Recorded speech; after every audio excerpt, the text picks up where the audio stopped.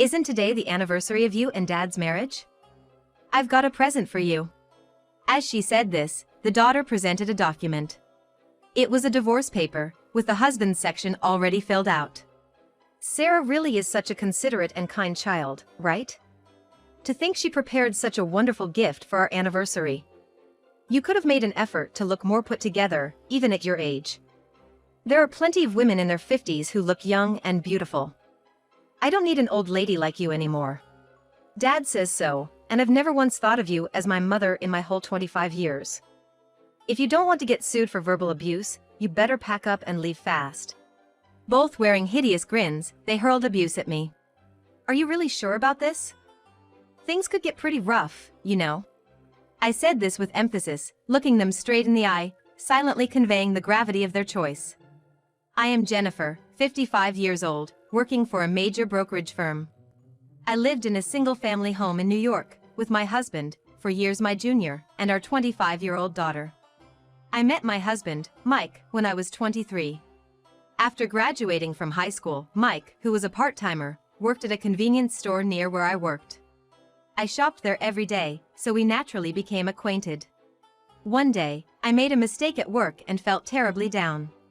Holding back tears, I somehow managed to get through my tasks and was about to leave the company to head home when I bumped into Mike by chance. Seeing my face, he seemed surprised at first but quickly approached me with a friendly smile. Hey, are you heading home? I just got off my shift too.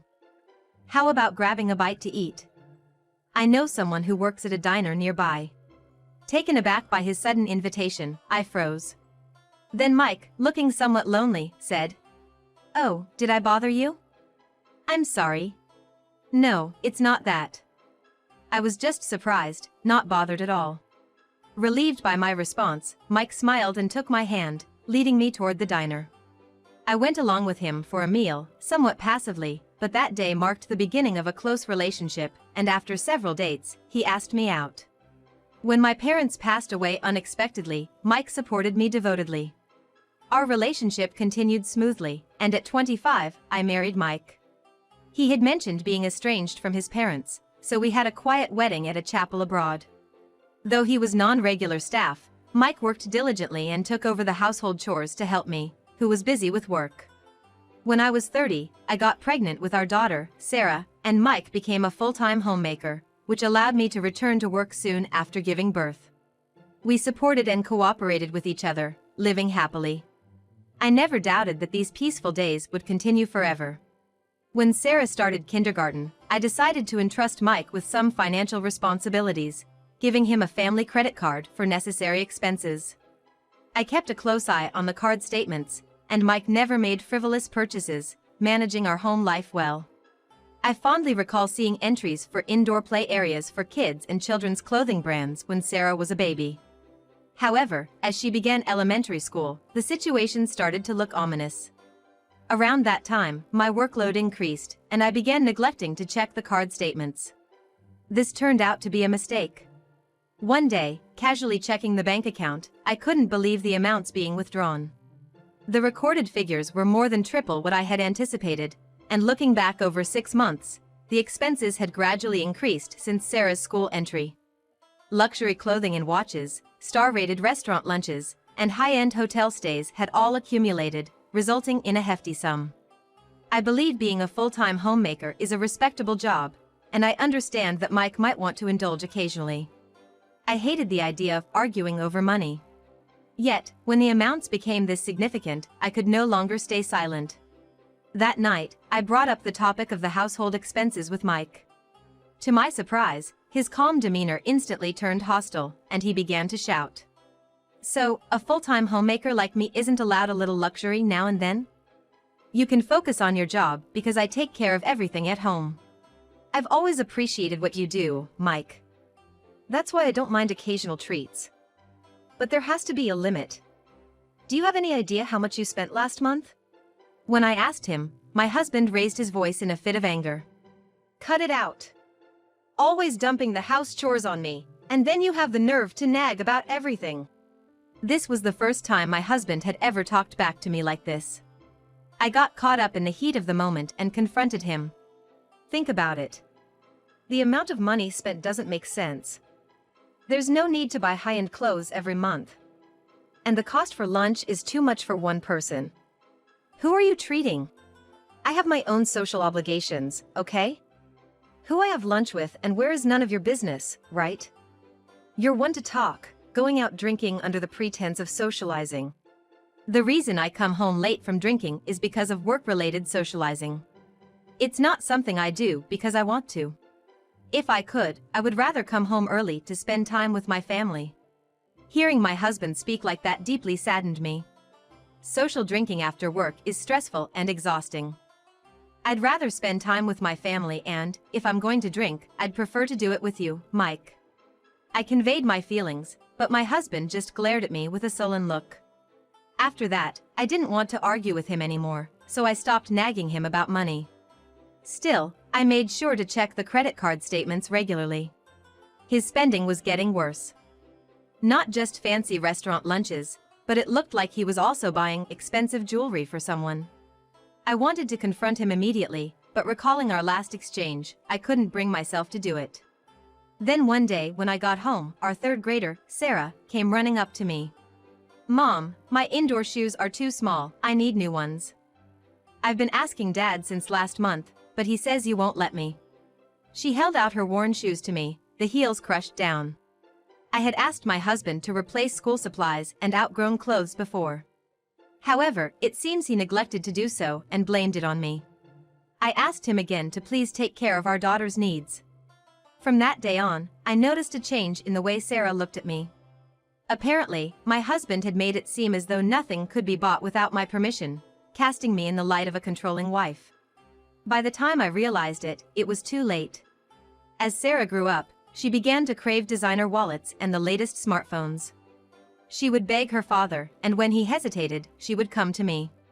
When I advised her to adopt a more reasonable attitude towards money, she called me a stingy old hag and began to show open hostility.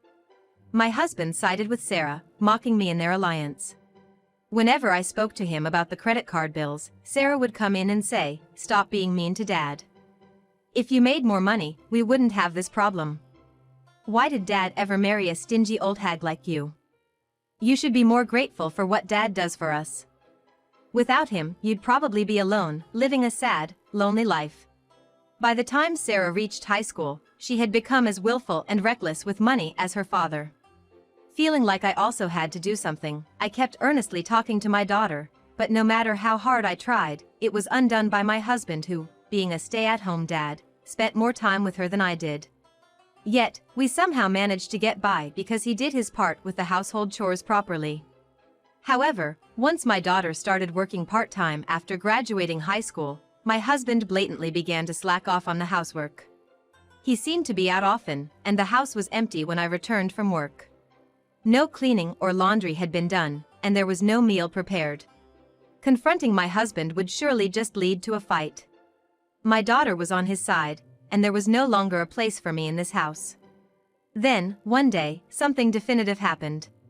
It was our 30th wedding anniversary. When I came home from work, there stood my husband and daughter, grinning at me in the entryway.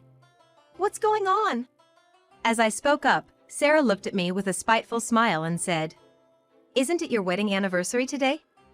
I have a present for you." While saying that, she handed me a document. It was a divorce paper with Mike's section already filled out. Sarah's such a considerate and kind girl.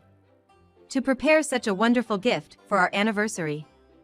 If only you'd made an effort to dress up a bit, even at your age. There are plenty of women in their 50s who still look young and beautiful. "We don't need an old lady like you anymore," said Mike. "And since Dad says so, you know, I've never once thought of you as my mom in my 25 years. If you don't want to be sued for emotional abuse, you'd better get out fast," Sarah added. The two of them were throwing ugly sneers my way, spewing insults. "Are you really sure about this?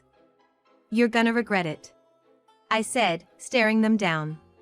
Still, they kept grinning at me condescendingly.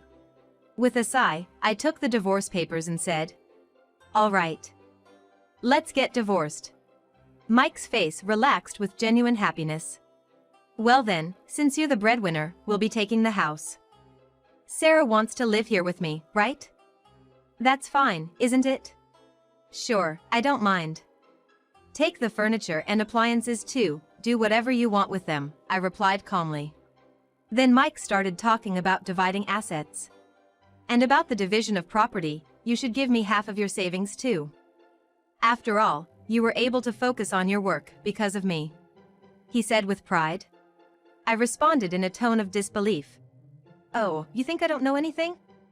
You've been smitten with another woman using my card. Let's see, about $200,000 over 15 years. I could sue for the misused funds and alimony, you know. If you don't want this to get messy, you'd better back off quietly. Mike had been having an affair with a woman he met through a dating app since Sarah was in elementary school.